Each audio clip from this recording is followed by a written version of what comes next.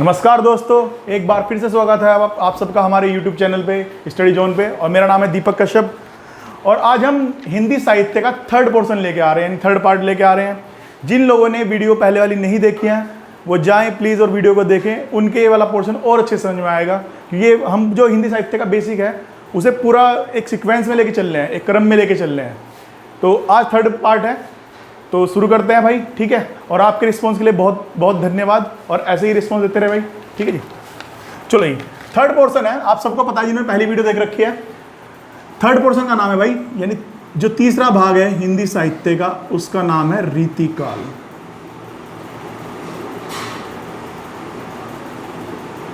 क्या नाम भाई उसका? रीतिकाल।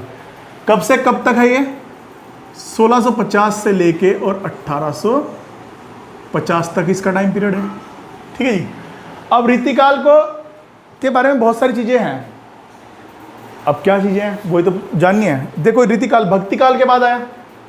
तो रीतिकाल में क्या था? रीतिकाल में जो काव्य था वो आम आदमी यानी कॉमन मैन के सुख दुख को छोड़कर जो दरबार थे राजाओं के दरबार के हर्ष और वैभव के लिए किया जाने लगा, मौज मस्ती के लिए। ऐसे नहीं कि भाई आम लोगों के दुख सुख के लिए उन्हें बताया जा रहा है, नहीं। इस काल में ये हुआ। इसका एक अलग से नाम है उत्तर मध्य काल।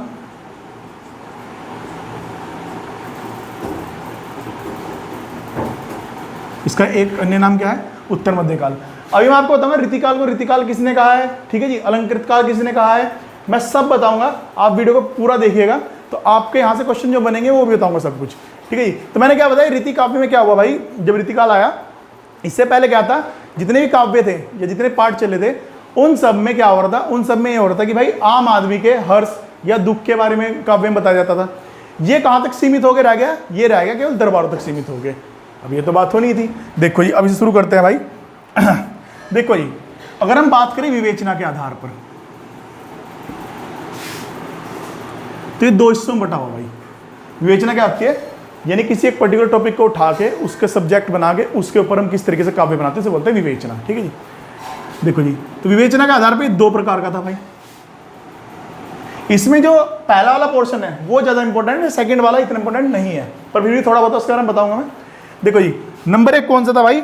नंबर एक था आपका नंबर एक था रीति निरूपण। कौन सा था भाई? रीति निरूपण। और दूसरा कौन सा था भाई? दूसरा था आपका श्रृंगी।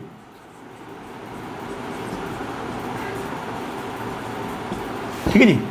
तो श्रृंगारता वाला इतना इंपॉर्टेंट नहीं है हमारे लिए, रीति निरूपण बहुत ज्यादा इंपॉर्टेंट है और इस पर हम ध्यान देंगे। देखो जी, रीति निरूपण के बारे में थोड़ा जान लेते हैं। रीति निरूपण जो था भाई वो दो हिस्सों में बटा हुआ था, मेनली बड़े बड़े दो हिस्सों में। नंबर एक कौन सा था, जरा ये ध्यान से देखेंगे आप।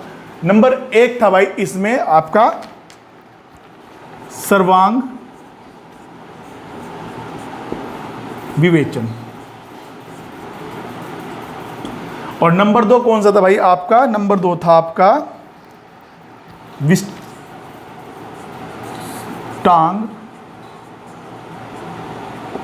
निरूपण। अब ये क्या है भाई, यानी एक तो सर्वांग विवेचन हो गया, विष्टांग निरूपण हो गया, विवेचन भी कह सकते हैं इसे। अगर आप ज़्यादा दिक्कत करें तो इसे विवेचन नहीं लिखो, ऐसी कोई बात नहीं है, बात एक ही है। अब दोनों में डिफरेंस क्या है? इसमें डिफरेंस पूछ लेता है, थोड़ा सा छोटा सा माइनर सा डिफरेंस है और इतना सा ही है इसके बारे में जो मुझे बताना है आपको, क्योंकि इससे ज़्यादा ना तो आपसे पूछेगा और ना इससे ज़्यादा आपको जानने की जरूरत है। अगर आप और जानना चाहते हो तो और बता दूंगा, कोई दिक्कत नहीं है जिन्हें और जानना इसके बारे में। देखिए, सर्वांग विवेचन क्या था? काव्य में तीन चीज़ों का यूज करते थे इसमें। कौन कौन से भाई? इसे सर्वांग में तीन चीज़ों का यूज करते थे, रस, छंद और अलंकार। क्या करते थे भाई? जो सर्वांग विवेचन था इसमें तीनों चीजों का प्रयोग किया जाता था, यानी रस का भी किया जाता था, छंद का भी किया जाता था और अलंकार का भी किया जाता था। जबकि विष्टांग की अगर बात करें हम, विष्टांग में इन तीनों में से किसी एक का एक समय पे या दो का, यानी एक या दो का, इसमें क्या करते? तीनों को एक साथ यूज कर सकते थे या करते थे। इसमें क्या करते थे? किसी एक अथवा दो का प्रयोग करके हम क्या करते थे? काव्य करते थे भाई, ठीक है जी। यहां तक कोई दिक्कत? अब इसके बारे में थोड़ा सा और जानना चाहिए आपको, जैसे जी इसके जो सर्वांग विवेचन के जो एग्जाम्पल है, कौन कौन इनके फेवरेट राइटर और कौन कौन से इनकी बुक रही हैं, वो आपको जानना चाहिए। देखो जी, इसमें है जी देव, एक कवि थे देव, उनका है जी, देव का जो है जी इंपॉर्टेंट है, उसका नाम है शब्द रसायन। एक तो ये है। नंबर 2 है जिसमें भिखारी कवि, नाम ही भिखारी है भाई इनका, है तो कवि है, ठीक है जी। भिखारी का जो है जी, भिखारी का इंपॉर्टेंट है काव्य निर्माण।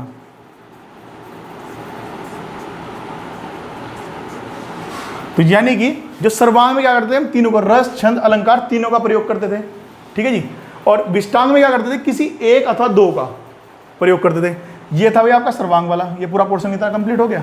अब विष्टांग वाले की बात करते हैं। विष्टांग के बारे में एक क्वेश्चन पूछा गया, क्या पूछा गया था कि वो कौन सा विवेचन था जिसमें कवि, मैं गलत बोल दिया, जिसमें कवि आपका जो कवि थे वो काव्य के लिए रस का प्रयोग करते थे, और रस में भी वीर रस का प्रयोग करते थे। तो भाई दूसरी डेफिनेशन क्या बनती है इसकी, कि इसके कवि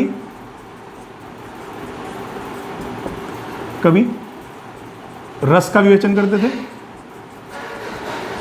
और रस में भी कौन सा, वीर रस का। इंपॉर्टेंट बात यही है, ठीक है जी। इसके एग्जाम्पल लिख लेते हैं एक दो जो आपके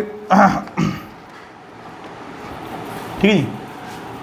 और दूसरा अगर हम बात करें इसमें वीर रस के अलावा, अगर वो ऑप्शन क्या होता है, बहुत सी बार चेंज कर देता है, और वीर रस के अलावा वो श्रृंगार रस भी दे सकता है। ऐसी कोई दिक्कत वाली बात नहीं है, दोनों बात एक ही है भाई, ठीक है। ये वीर रस है, वीर रस में किसी चीज़ को बढ़ाया जाता है, श्रृंगार रस में किसी चीज़ को सजाया जाता है। तो ये जब मैं रस पढ़ाऊंगा आपको तो उसमें बहुत ही चीज़ें, कोई दिक्कत वाली बात नहीं है, ठीक है। यहाँ तक कोई दिक्कत। इसके एग्जाम्पल देख लेते हैं भाई। इसका एग्जाम्पल है जी, इसमें फेवरेट जो थे, इसके जो फेवरेट कवि थे उनका नाम था माखन। उनका नाम क्या था, माखन। और इनकी जो रचना थी उसका नाम क्या था भाई, छंद विश्वास।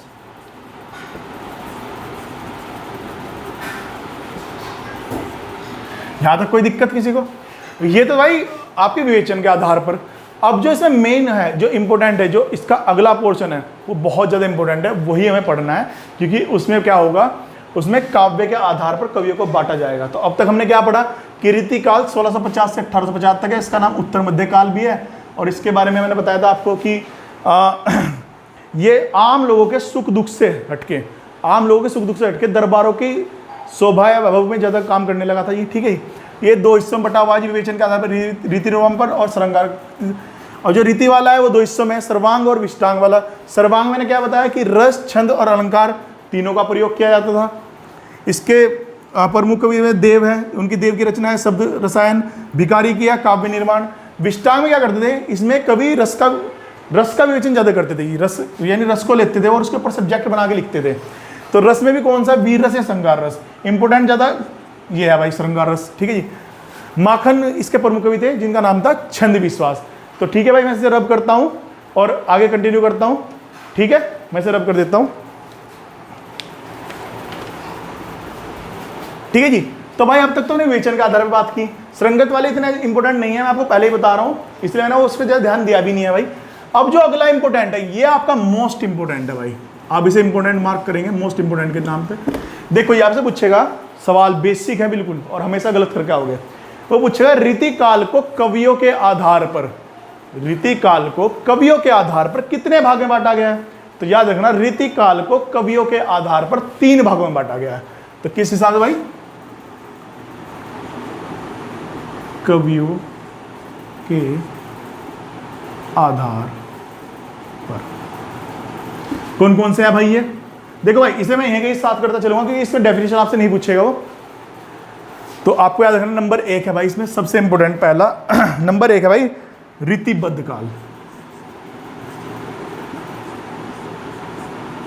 नंबर 1 कौन सा है, रीतिबद्ध काल, ठीक है जी। देखो जी, रीतिबद्ध काल के फेवरेट कवि में से पूछेगा, तो रीतिबद्ध काल में जो प्रमुख कवि थे जी, उनका नाम था, ये प्रमुख कवि का नाम था,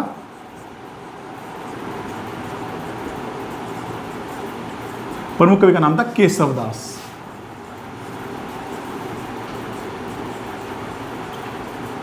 क्या नाम था भाई, केशवदास। अब केशवदास की प्रमुख रचना के बारे में पूछता है जी, इनकी प्रमुख रचना कौन सी है भाई, इनकी प्रमुख रचना का नाम है भाई रामचंद्रिका।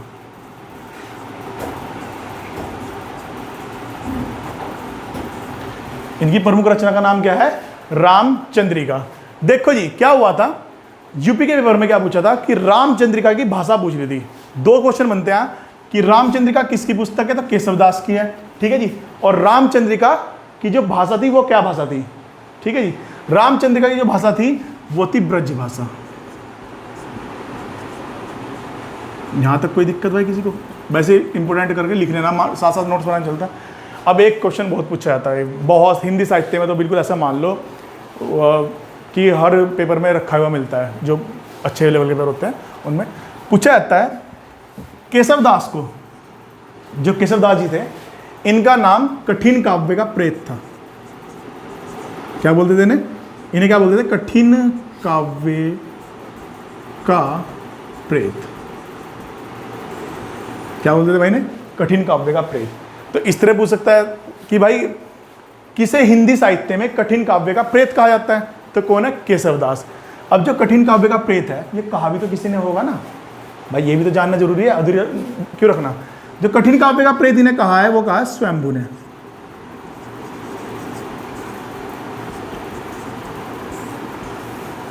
इंपोर्टेंट बन जाता है, किसने? कवि स्वयंभू ने। यहां तक कोई दिक्कत किसी को? तो ये भाई पहला पोर्शन था हमारा रीतिबद्ध काल। ये कवियों के आधार पे 3 भागों में बटा हुआ भाई, ये इंपॉर्टेंट बात आपको याद रखनी है, ठीक है जी, क्योंकि यहां से क्वेश्चन उठाएगा वो। अगला है नंबर 2। नंबर 2 कौन सा है भाई? रीति सिद्ध काल। देखो जी, रीति सिद्ध काल, ठीक है जी। रीति की सिद्ध काल में ऐसे तो बहुत सारे कवि होते हैं, जैसे ठाकुर जी हो जाते हैं और ये आपका बोधा जी हो जाती हैं, बट इसमें जो सबसे इंपॉर्टेंट है वो हमें पढ़ना है रीतिबद्ध काल में है बिहारी, कवि बिहारी।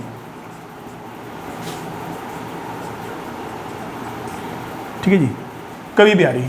कवि बिहारी की जो प्रमुख रचना है उसका नाम है भाई बिहारी सतसई। बिहारी सतसई, इसका नाम बिहारी सतसई क्यों है? क्योंकि इसमें 700 दोहे हैं भाई। कितने हैं? 700 दोहे। आपको याद रखना है, पेपर में पूछ रखा है कि बिहारी सतसई में कितने दोहे हैं, तो इजी है, सतसई यानी 700। ठीक है जी। अब देखो जी, जो बिहारी जो थे वो किस राजा के दरबार में थे? सवाल आपसे पूछ सकता है, तो याद रखना राजा जय सिंह के दरबार में थे। किसके?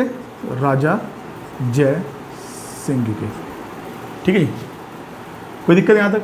और बिहारी सतसई की भाषा पूछ सकता है, तो आपको ये भी याद रखना है इसकी भाषा भी ब्रज भाषा है भाई। यहाँ तक कोई दिक्कत? यानी रीतिबद्ध हो गया, रीति सिद्ध हो गया। अब आता है लास्ट है सबसे इंपोर्टेंट, थर्ड वन, रीति मुक्त काल। क्या नाम भाई इसका? रीति मुक्त काल, थर्ड वाला है जी। ठीक है जी, रीति मुक्त काल। देखो ये रीति मुक्त काल क्या है? रीति मुक्त काल के जो प्रमुख कवि है, वो ये हमें जानने हैं बस।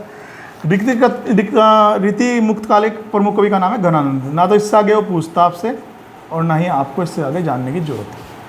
आप अगर और पढ़ना चाहे तो आप डिटेल में पढ़ सकते हैं, कोई दिक्कत नहीं है। आप मुझे मेरे नंबर पे व्हाट्सअप कर दो या टेलीग्राम में हमारे ग्रुप में डाल दो, मैं आपको इनकी पूरी डिटेल भेज दूंगा। ठीक है जी, तो यहाँ तक कोई दिक्कत?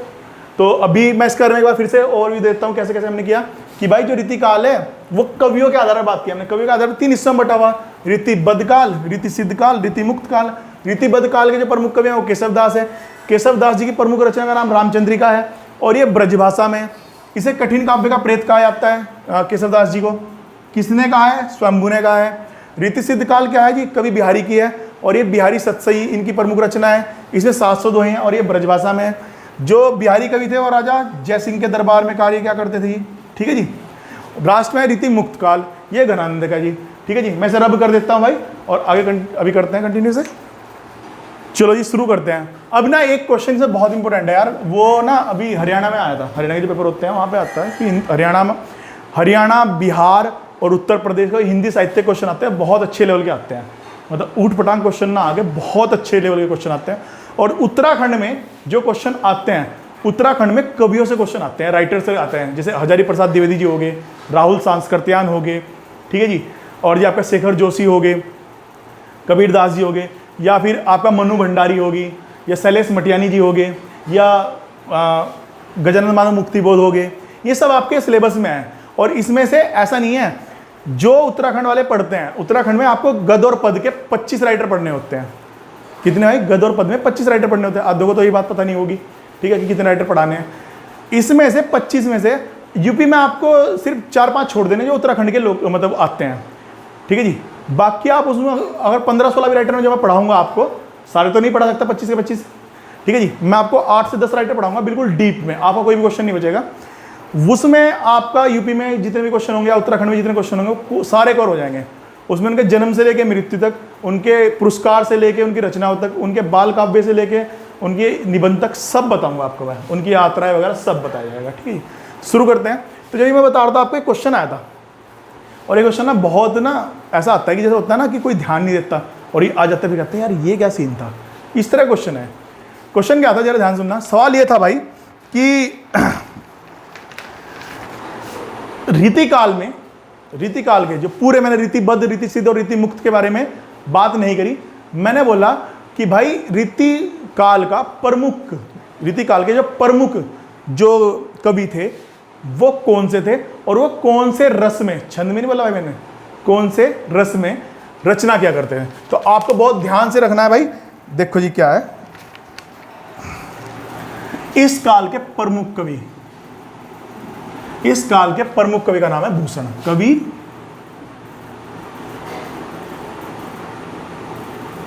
भूषण। इनके बारे में थोड़ी डिटेल देता हूं आपको। जो कवि भूषण थे वो वीर रस में काव्य लिखा करते थे। किसमें? वीर रस में। कोई दिक्कत यहां तक? यानी वीर रस से, चलो जी। अब वीर रस में भी ना भाई, वीर रस में इनकी कुछ रचनाएं हैं। दूसरा, उससे पहले बात है, सवाल पूछा जाता है, बहुत ही अच्छा सवाल है। अगर कुछ लोग जीएस पढ़ते हैं तो जीएस में हिस्ट्री में एक पोर्शन होता है, ठीक है जी, कलारों वाला। तो उसमें कला में इनका पूछा जाता है कि कवि भूषण किसके दरबारी कवि थे। तो याद रखना, जो कवि भूषण थे वो छत्रपति शिवाजी महाराज, मैंने क्या बोला, छत्रपति शिवाजी महाराज के दरबारी कवि थे। तो आपको यहाँ क्या रखना है भाई, छत्रपति शिवाजी महाराज, ठीक है जी। इनके दरबारी कवि थे भाई ये। इनकी कुछ रचनाएं देख लेते हैं क्योंकि ये थोड़ा इंपॉर्टेंट हो जाते हैं।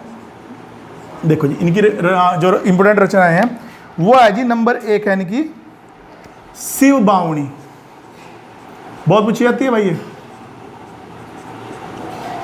शिव बावणी, ठीक है जी। अगली है जी नंबर 2 इनकी रचना है जी छत्रसाल दशक। ये बहुत इंपॉर्टेंट है भाई उत्तराखंड के लिए भी।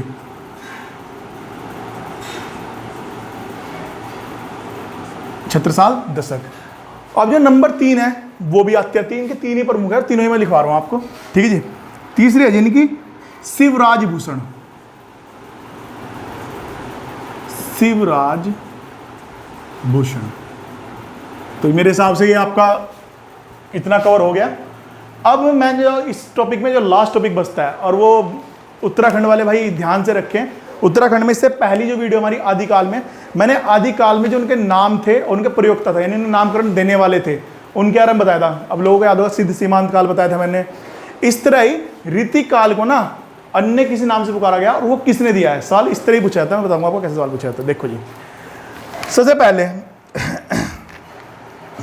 भाई रीतिकाल को रीतिकाल ही किसने कहा है। मैं थोड़ा सा कर देता हूँ, एक सेकेंड, कोई दिक्कत नहीं। देखो जी, वीडियो को बहुत अच्छे से देखना भाई, और इससे पहले वाली वीडियो जरूर देखना आदिकाल वाली, उसमें जो वो लास्ट के राइटर वगैरह है ना कि किसने क्या नाम दिया है, वो बहुत इंपॉर्टेंट है। देखो जी, पहला ही सवाल है जी, रीतिकाल को रीतिकाल ही किसने कहा है। सवाल कैसे पूछेगा कि रीतिकाल को रीतिकाल किसने कहा है। तो आपको पहले भी याद होगा, इन्होंने उसमें भी कहा था, इन्होंने इनकी भाषा, कबीरदास जी की भाषा को भी कहा था। तो इनका नाम है रामचंद्र शुक्ल, ठीक है भाई, रामचंद्र शुक्ल ने कहा है। अब सवाल उल्टा ही पकड़ा, देखो जी, कान इधर से पकड़ा जा सकता है और इधर से भी। वो पूछेगा रामचंद्र शुक्ल जी ने रीतिकाल को क्या कहा है, तो रामचंद्र शुक्ल ने रीतिकाल को रीतिकाल कहा है, या रीतिकाल को रीतिकाल किसने कहा है, तो रामचंद्र शुक्ल जी ने कहा है। नंबर 2, ठीक है जी। नंबर 2 है रीति काव्य।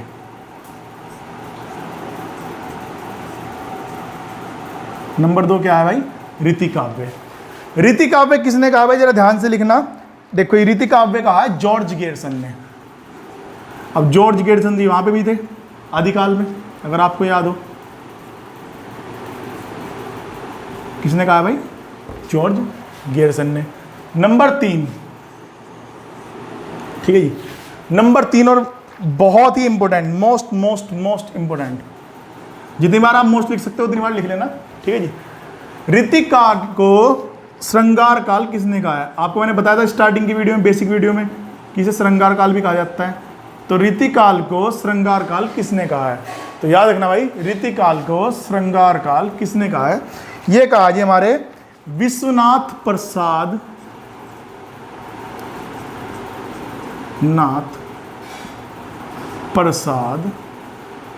मिश्र जी ने, ठीक है भाई। यानी जो विश्व है वो श्रृंगार से सजा हुआ है, इस तरह आप शॉर्टकट ट्रिक से याद कर सकते हो। जो विश्व है वो श्रृंगार है, यानी विश्व का श्रृंगार हो रखा है, ठीक है जी। इस तरह याद करने पड़ते हैं भाई। अगला ही नंबर 4, ये भी बहुत बहुत बहुत इंपॉर्टेंट है, ठीक है जी। देखो जी, रीति काल का एक नाम है अलंकृत काल। रीति काल का एक नाम क्या है भाई? अलंकृत काल। सवाल पूछा जाएगा कि रीति काल को अलंकृत काल किसने कहा है? तो भाई याद रखना, ये कहा है मिश्र बंधुओं ने। मिश्र बंधु जी वहां पे भी थे, आपको याद होगा। इसकी शॉर्टकट ट्रिक क्या है भाई? मिश्र अलंकृत है, मिश्र अलंकृत है, विश्व श्रृंगार, विश्व का श्रृंगार हो रखा है। इस तरीके से 2 शॉर्टकट ट्रिक। लास्ट, ठीक है जी, नंबर 5 और लास्ट। ये सवाल ना भाई जब बहुत ज़्यादा डीप पेपर बनेगा या फिर टफ बनाना होगा वो तब डालता है, उसे पता है कि ये तो रट ही लिए होंगे आप लोगों ने। ये लास्ट है, कला काल भी कहा जाता है जी। क्या भाई? कला काल भी कहा जाता है। देखो जी, जो कला काल है वो किसने बोला जाता है? रामाशंकर शुक्ल ने। रामाशंकर शुक्ल ने। तो यहां तक ही आपकी, मेरे हिसाब से जो रीति काल था वो यहां तक हुआ। अब देखो जी, इनमें से एक क्वेश्चन या आदिकाल के जो नाम है उनमें से एक क्वेश्चन आने के चांस बहुत होते हैं। जो उत्तराखंड के पेपर दे रहे हैं, हाँ वीडियो का देंगे, तो उन्हें एक पैटर्न भी बताऊंगा, एक दिन मैं उसकी केवल पैटर्न की वीडियो बनाऊंगा, ठीक है जी, कि किस तरीके से आपको किस किस टॉपिक को या किस किस सब्जेक्ट को कितने नंबर का लेना है और उसे किस तरीके से पढ़ना है, वो मैं पूरी एक वीडियो बनाऊंगा। वो जो वीपीडीओ या वीडियो का देंगे या फिर जो 751 वाली पोस्ट है कनिष्ठ सहायक वाली, उसके बारे में होगा। तो उसमें मैं आपको थोड़ा सा ना, क्योंकि भाई एक्सपीरियंस इतना हो चुका है, तो मैं आपको टॉपिक या कुछ इस तरीके से बताऊंगा कि इससे आपके इतने नंबर के क्वेश्चन आते हैं और ये टॉपिक आपका इंपॉर्टेंट है। तो मैं पूरी वीडियो बनाऊंगा उसकी जल्दी, शायद वो अभी 2-4 दिन में जब भी हमारा होगा उसमें बनाएंगे, क्योंकि उससे पहले अभी मैं अब शायद हम अब हिंदी व्याकरण भी शुरू करनी है, ठीक है जी, हिंदी व्याकरण कुछ, और आज उत्तराखंड में भी कुछ नई चीज़ें डालनी है, और जीएस का भी पोर्शन में जो इंपॉर्टेंट पोर्शन है वो भी डालना है, और इंग्लिश की वीडियो लगातार चली रही है, वरुण सर ले रहे हैं, आपको पता ही है, आमिर सर डीआई पढ़ा रहे हैं, और डीआई की क्लास आपको पता ही है, उन्हें आपने खुद ही देख लिया होगा। तो यदि आपको हमारा चैनल अच्छा लग रहा है भाई, तो हमारी वीडियो को भाई शेयर करें, लाइक करें और चैनल को सब्सक्राइब करें यार। और जो पढ़ने वाले बालक हैं, जो बिल्कुल पढ़ने वाले बालक हैं, वही इन चीज़ों तक पहुँचेंगे, जो नहीं तो कुछ लोग स्टार्टिंग में देखेंगे और उसे यूट्यूब पे वीडियो को 2K पे कर चला देंगे, उससे कोई फ़ायदा नहीं है। जो पढ़ने वाले बालक होंगे वो ही यहाँ तक पहुँचेंगे और उन्हें पता लगेगा कि ये चीज़ क्या पढ़ाई है आज। तो अगली वीडियो में जो आएगा आपका आधुनिक काल चलेगा। आधुनिक काल में आपको कुछ चीज़ें ऐसी बताऊंगा मैं कि जो आपने सोची भी नहीं होगी, ठीक है। तो नेक्स्ट वीडियो में मिलते हैं भाई, धन्यवाद।